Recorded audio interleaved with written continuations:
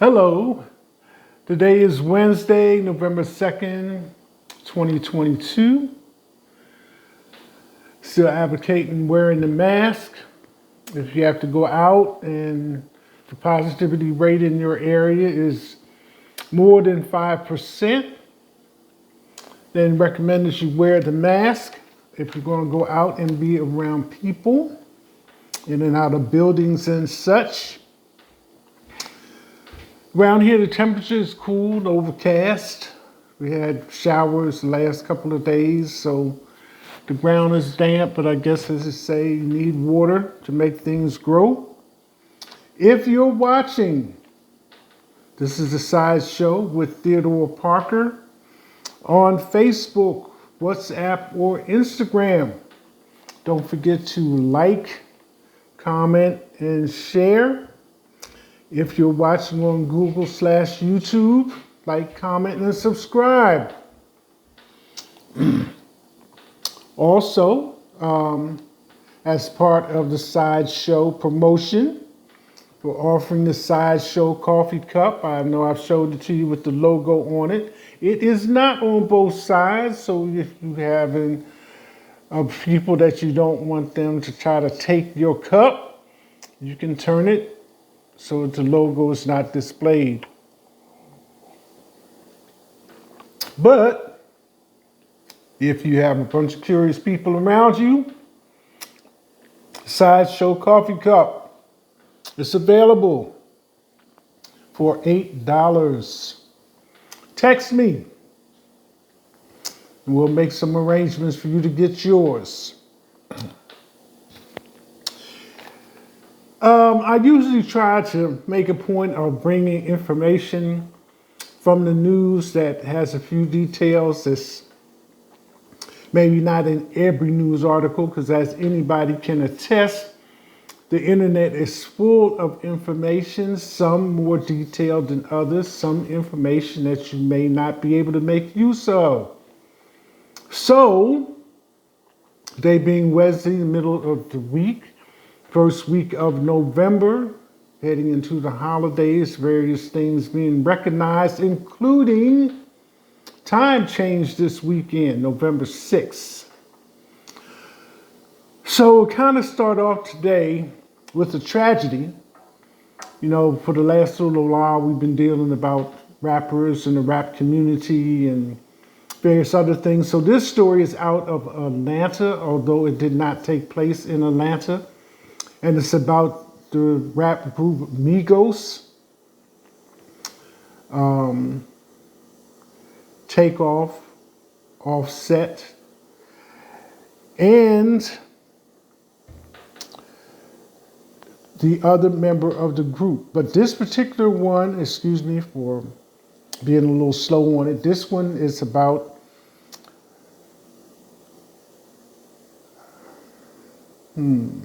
Takeoff. You know, Offset is married to Cardi B, and then there's another member whose name is just escaping me right now as I'm trying to do it from memory.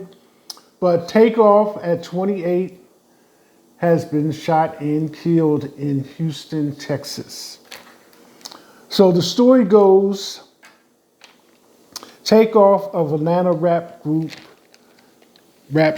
Migos, shot dead at 28 in Houston. The 28-year-old rapper, whose real name is Chrisnick Carey Ball, was killed in a shooting at a bowling alley in Houston. The rapper, known as Takeoff, a subtle vocal technician and one-third of the chart-topping group Migos, whose sing-song flow helped define Atlanta's ever-evolving influential rap sound, was shot and killed overnight outside a Houston bowling alley. The authorities said he was 28. So the group is composed of two cousins and an uncle. And the story continues. Chief Troy Finner of the Houston Police Department confirmed the rapper's death at a news conference on Tuesday afternoon. A 20-year-old woman and a 20-year-old man were taken to the local hospital with non life-threatening injuries, the police said. Police said the shooting occurred after a private party had ended at 810 Billiards and Bowling as a large group of about 40 people gathered near the front door on the third level. An argument ensued and shots were fired from at least 2 weapons, they said, leading to many people fleeing. We have no reason to believe that he was involved in anything criminal at the time, Chief Fenner said of Takeoff. No suspects have been arrested, the authorities said, and they requested that any witnesses who left the scene come forward with additional information. So it was a comment by this chief of police in Atlanta that I really was kind of moved by. It said, sometimes the hip hop community gets a bad name, Chief Fenner said. I'm calling up on everybody, our hip hop artists in Houston and around the nation. We've got to police ourselves. There are so many talented individuals, men and women, in that community who, again, I love and I respect. And we all need to stand together and make sure no one tears down that industry. So that's his comment. The articles are more involved in what I'm sharing with you if you want to look it up on the internet and read it for yourself, or catching it over one of the other mediums, TV, radio, besides just the internet, or your personal preferences for getting news items.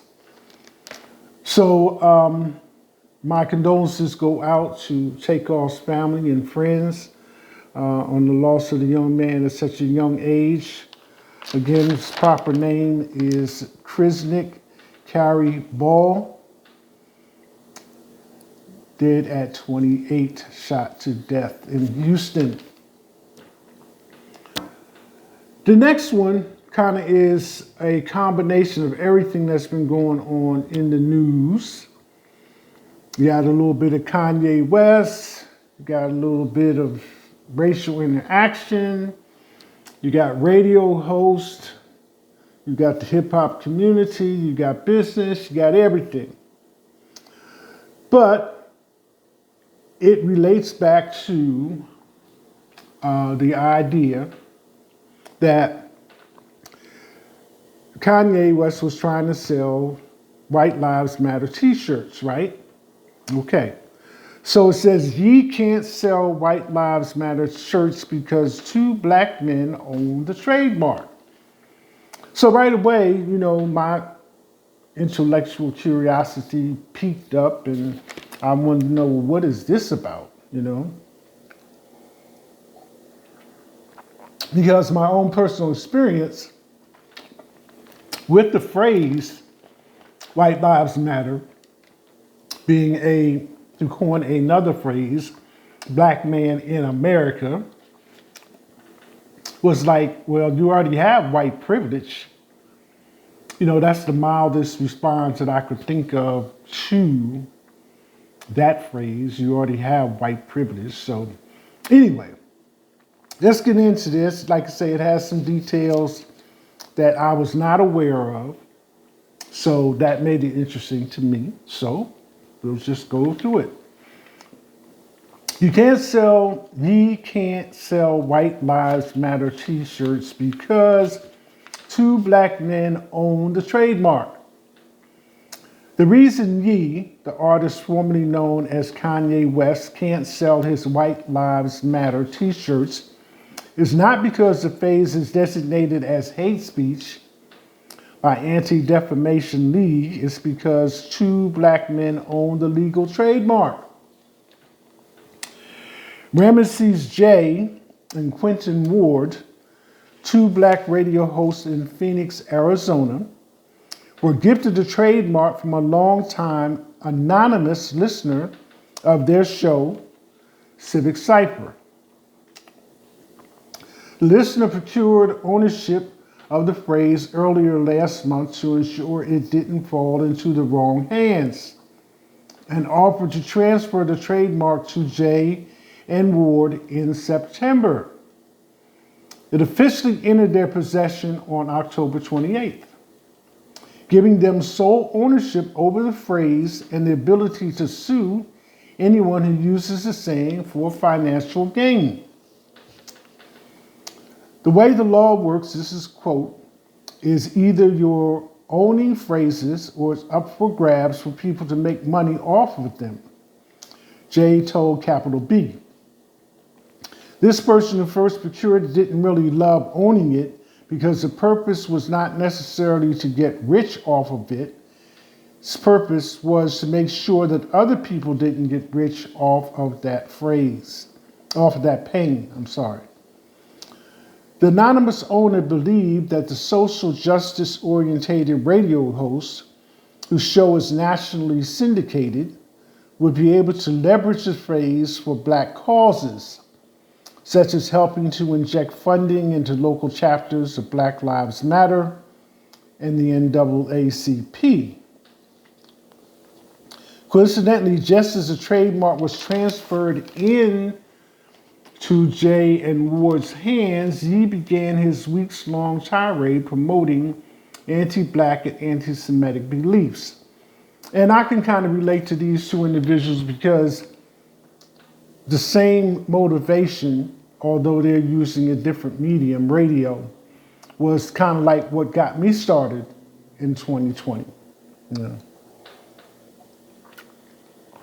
And doing this blog program, coming on days of the week and giving you information about what's going on in the world, in the community, and between people.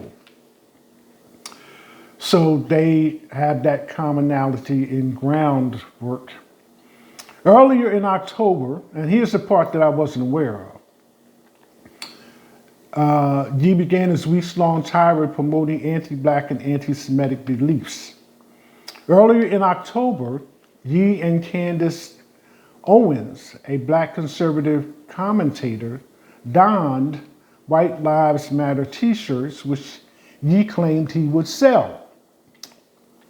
I kind of updated that with his fashion show.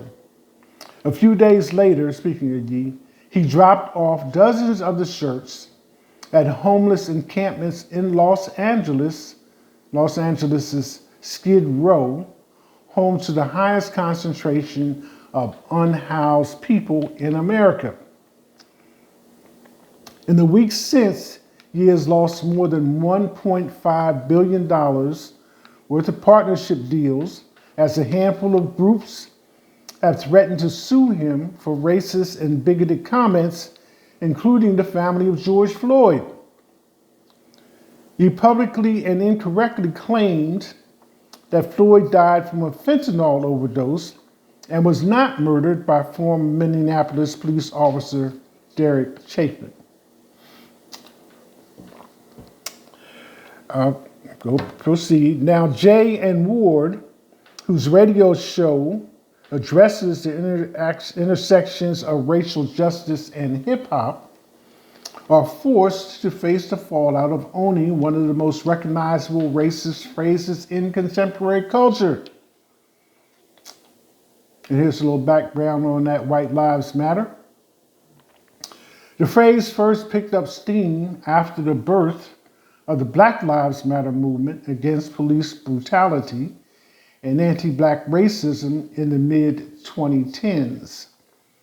According to the Southern Poverty Law Center, the phrase has morphed into the identity behind a full-fledged hate group in the past few years. The group describes itself as dedicated to the promotion of the white race and condemns the laws and immoral orders that are targeting everything the white way of life holds dear. See, that's something I wasn't aware of before. So the radio hosts are no strangers to addressing racism head on. Their show was created after Jay left a popular Phoenix station after being told by executives that his show was too Black. So that's a bit of an explanation as to what's going on around the place and in two parts of the country. So this is the Sideshow. I'm Theodore Parker. Don't forget, if you would like to have a Sideshow cup, talk to me, text me, let me know I want a cup. Get enthusiastic. Sure, I want a cup. $8 cup is exactly what I need. So again, first part of November, November 2nd, 2022. This is Wednesday. I'm Theodore Parker. This is a Sideshow. That's it. Hashtag.